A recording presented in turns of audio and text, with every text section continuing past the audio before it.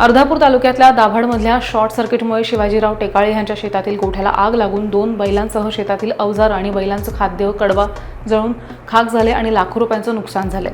या घटनेची माहिती मिळताच आजूबाजूच्या शेतकऱ्यांनी तिथली आग विझवली।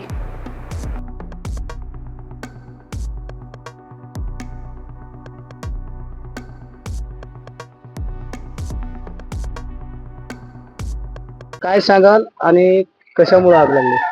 माझं नाव लहू शिवाजी टेकाळे, राहणार दाभड, तालुका अर्धापूर, जिल्हा नांदेड, गट क्रमांक 201।